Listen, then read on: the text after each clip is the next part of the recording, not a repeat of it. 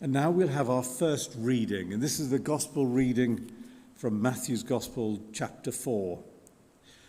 Matthew's Gospel was written for his fellow Jews, so it was written by a Jew for Jews to tell them about the good news that Jesus is the promised Messiah. Our reading this morning comes after Christ's preparation for ministry, his baptism, and then his temptation in the desert. With the preparation over, he calls his first disciples.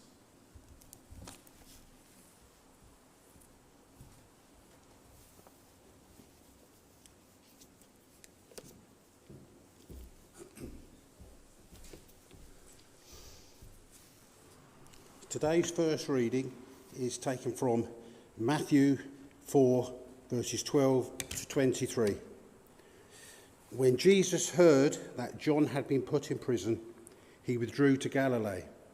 Leaving Nazareth, he went and lived in Capernaum, which was by the lake in the area of Zebulun and Naphtali, to fulfill what was said through the prophet Isaiah.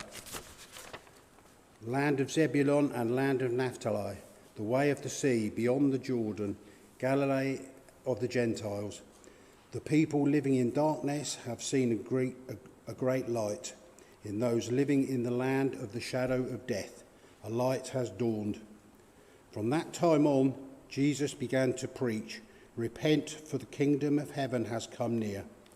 As Jesus was walking beside the Sea of Galilee, he saw two brothers, Simon called Peter and his brother Andrew. They were casting a net into the lake, for they were fishermen. "Come, follow me," Jesus said, "and I will send you out to fish for people." At once they left the nets and followed him. Going on from there, he saw two other brothers, James, son of Zebedee, and his brother John. They were in the boat with their father Zebedee, preparing the nets. Jesus called them, and immediately they left the boat and their father followed him. Jesus went throughout Galilee, teaching in the synagogues, proclaiming the good news of the kingdom, and healing every disease and illness among the people. Thanks be to God.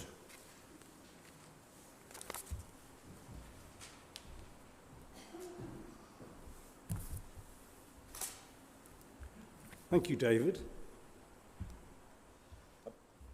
Do you follow anybody? I'm guessing those of my generation, to hear those words sounds a little bit creepy, doesn't it? Do you follow anyone? However, I'm sure the younger ones amongst you will interpret that slightly differently. So just to see if that's true, I want to show you a slide. No, not that one. Yeah, it'll be back. Just talk amongst yourselves for a while. We'll be with you, don't worry.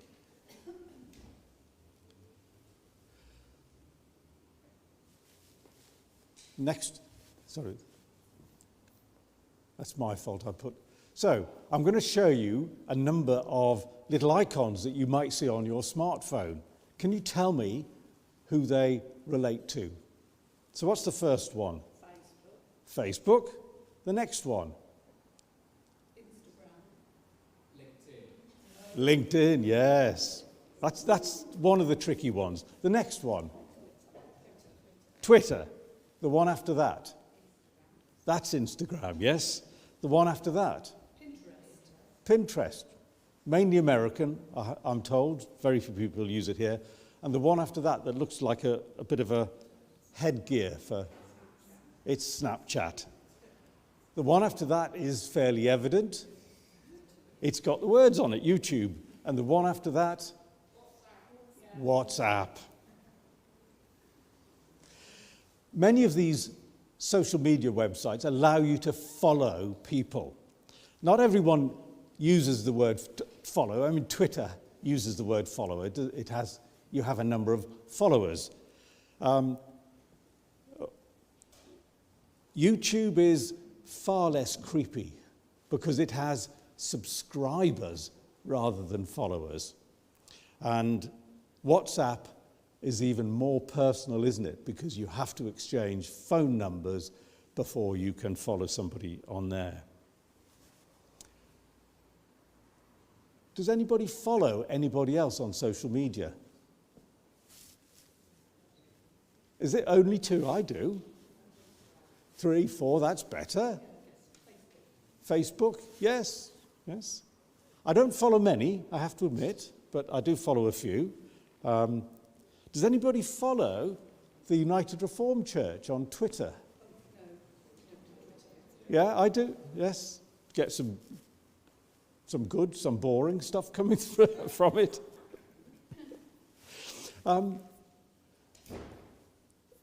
What does it cost you to follow somebody on social media? Nothing financial.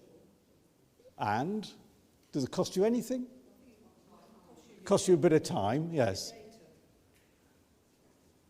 Yes, you might lose a little bit of personal data. Well, on YouTube, they have to say it's free. Well, it's free on most of the social media websites. At least it is free. And part of the issue with some of these social media sites is the cost is so low in human terms that it actually allows you to be very abusive if you want to be abusive. There's no apparent cost to that for you to be either good or bad behavior on these social media sites. If Jesus was on Twitter, would you follow Jesus? Yeah, yes. And what would the cost be to you to follow Jesus on Twitter?